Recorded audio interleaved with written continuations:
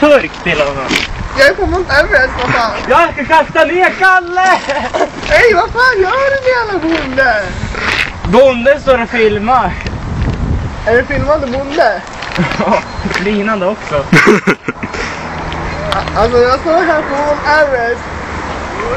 Och sänder direkt till er ska du säga. Ja, och sen är det ner. Vad har hjälpt mig då, vad fan? Jag ska berätta mer. Det är kallt. Det är kallt där uppe. Svårt att andas. Ja, det är något annat.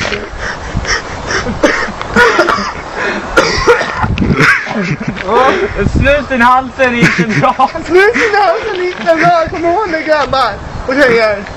Och skolan ser oss. Skolan ser oss. Det är ändå sämre. Och nu kommer Lasse med en buss tror jag. Just då, nu got a problem. Kalle kommer inte ner. Hjälp mig!